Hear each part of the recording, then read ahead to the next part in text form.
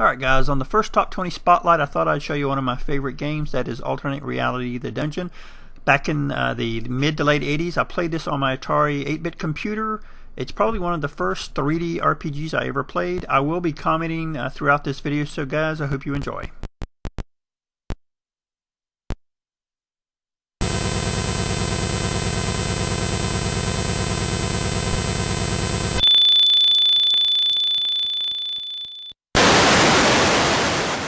I always thought that was a really interesting way to create a character, just a random like slot machine generator for stats.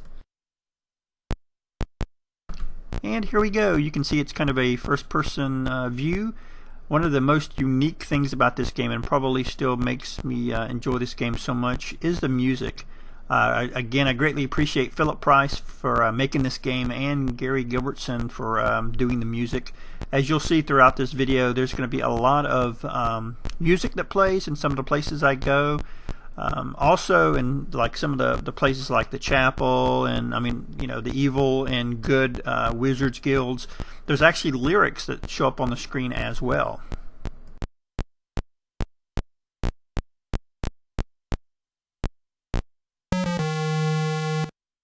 And it's definitely time to light a torch. This is actually one of the better newbie weapons you can get. It actually does pretty decent damage considering, you know, it's just a torch.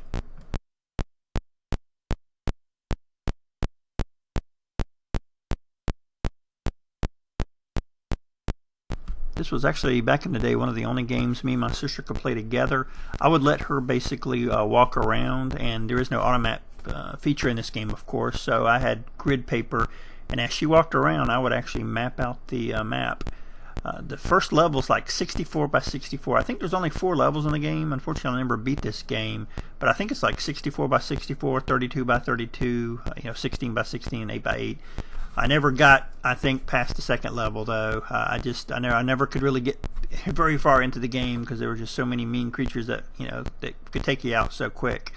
You're pretty weak at the beginning, so it's hard to survive. It's, you know, it's like a lot of the old RPGs where, you know, you die a lot. You have to create quite a few characters to get anywhere in the game, and then you get lucky, and you know, you start getting a little ways into the game.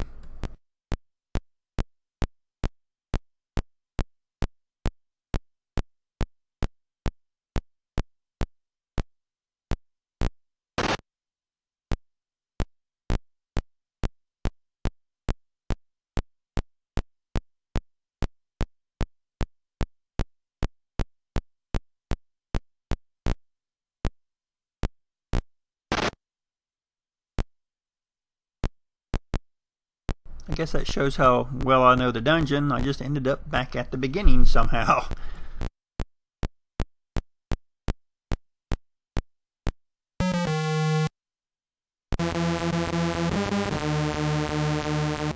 And here's our first encounter. Something really cool about this game. You can be an evil character, you can be a good character, and as you saw, and you'll listen to some of the music that plays when I encounter people, this of course is a good guy. If I attack him, you know, I would, my moral bar or compass would go towards the evil side. Sometimes that's good though, and sometimes it's bad. I know it's harder as you get evil to survive in the game. You kind of want to be a good guy, but you know, if you are an evil person in the game, you can actually, there's evil guilds, wizards guilds, that you can actually buy spells that you can only get if you're evil. And of course, if you want to be a good guy, there's only certain spells you can get for being good.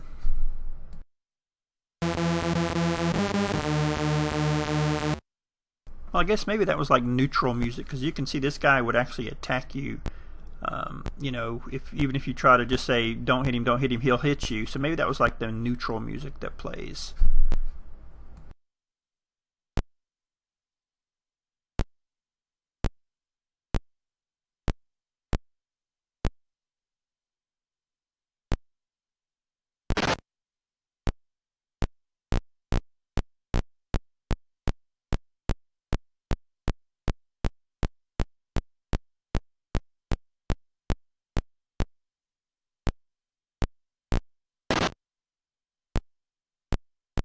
I guess one thing that would have made this game just a little bit better is if you walked a little bit faster, but I think this game really pushes the Atari 8-bit computer to its limits. They also released this for the Commodore 64 and Apple II, but I consider this to be the better version of all three of those, to be honest. That's at least my opinion.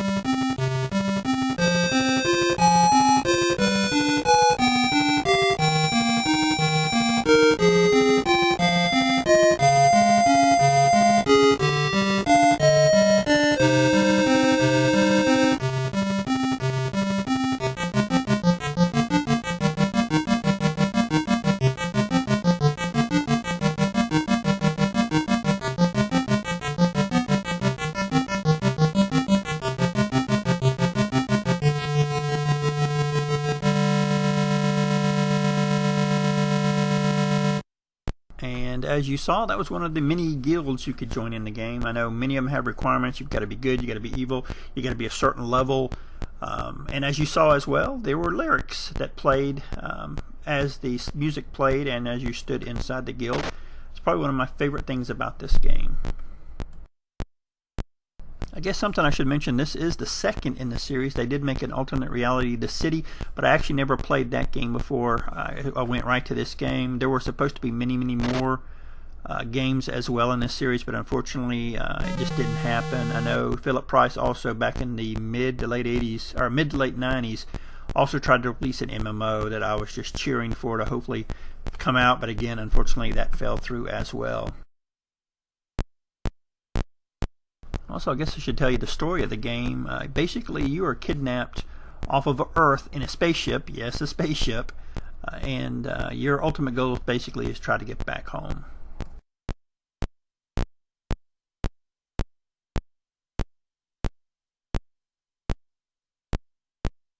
This game is also heralded for having some of the best copy protection that existed back in the day.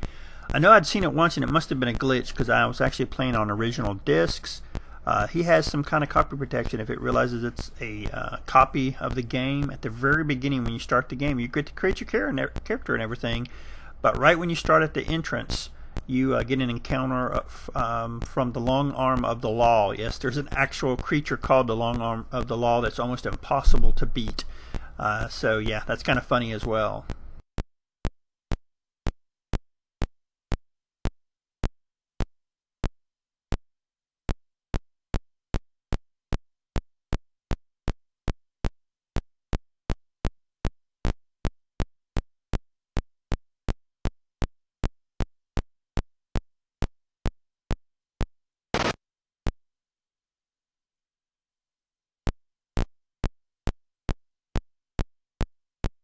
Something else I thought I'd mention, I know this game kind of looks like it has smooth transitions. It really doesn't. You know, the load times are kind of long on it. It is multi-discs. It's like either 3 or 4 discs, double-sided, so it is a huge game. And like I said, the load times are kind of slow. I have caught all that out, the disc swapping and the load times, so you guys don't have to put up with that.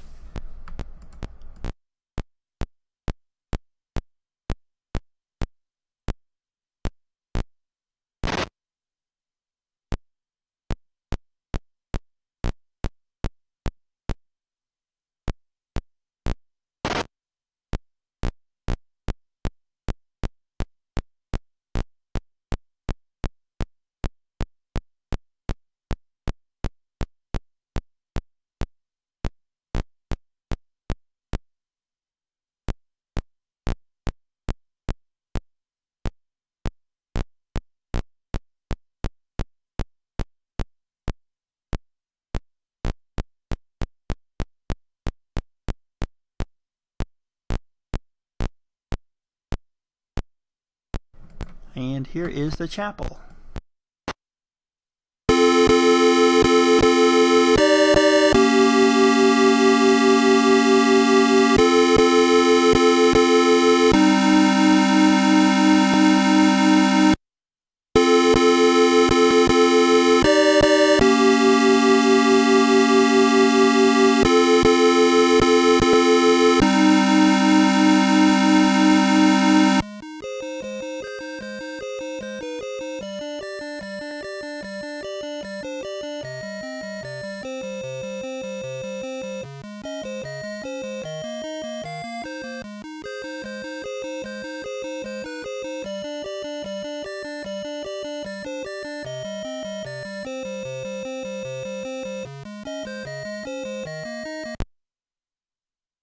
Probably got to say this game has probably my most hated creature or monster of all time. It's called a Devourer. It could show up at any time. Basically, what it does, you could have this super powerful armor, weapon, and all it does is it devours it. It sucks it in and it disappears. And I cannot remember if you track the creature down and kill it, if you get it back. I cannot remember honestly that, but I don't think I ever did, because it's a pretty powerful creature, and it always pissed me off so much when this thing showed up. I'd always try to run from it. Otherwise, it would eat my armor and my weapons.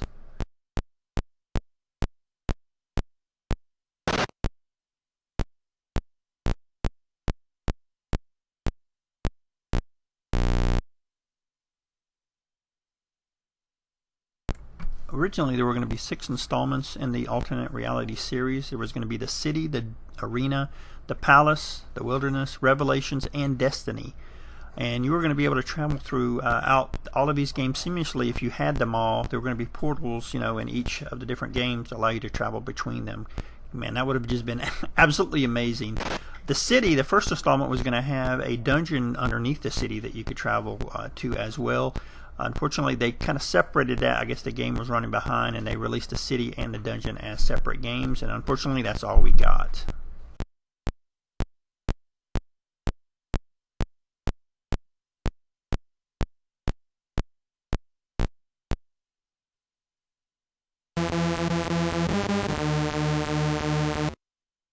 Gotta say, back in the day when you were hurting really bad, it was really cool to see a healer show up, because you could pay them money to heal your wounds. Of course, you never got them when you really needed them, and that's why you died so much, but it was always good when they did show up. This game definitely also has some crazy status ailments as well.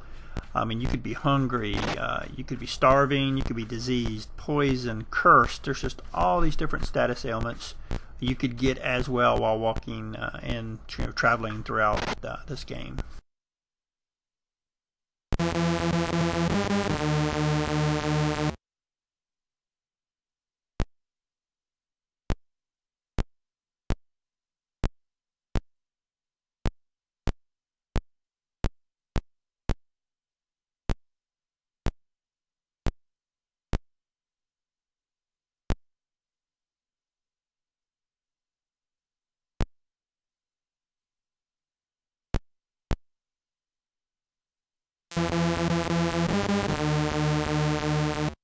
And just like that, one shows up and I can heal my wounds now. You can see that bat kind of put a whooping on me a little bit.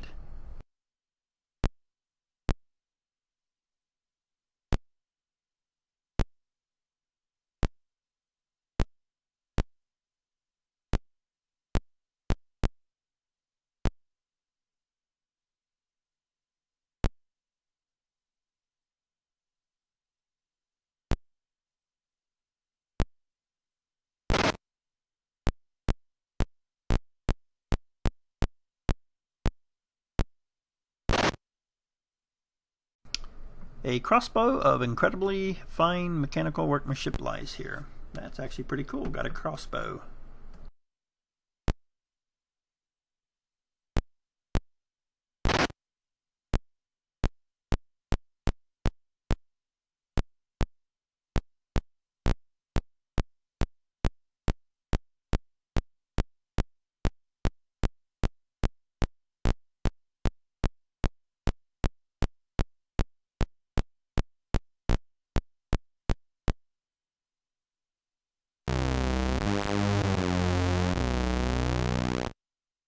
And there's our first evil creature, as you could tell by the music.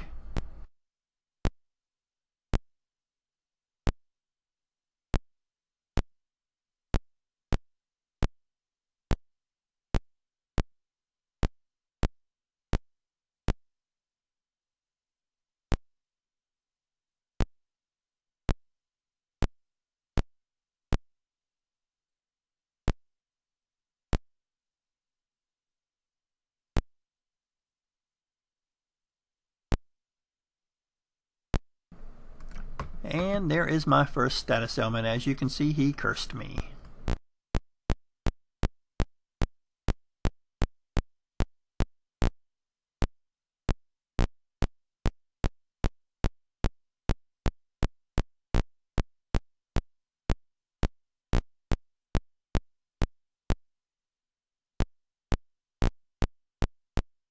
Tell you, if Philip Price ever tried to do a Kickstarter for this series again to try to bring it back, I would be all over that. I would just absolutely love to see this game come back and have a new rebirth, because I think a lot of people would enjoy this game, especially with newer graphics.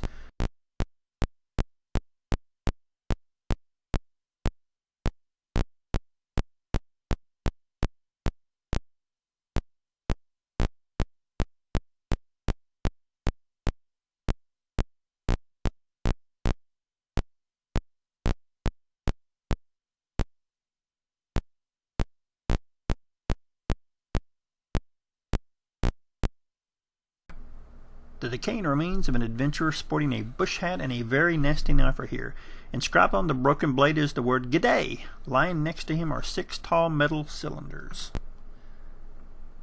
It's a 6-pack. I wonder if it's Australian beer.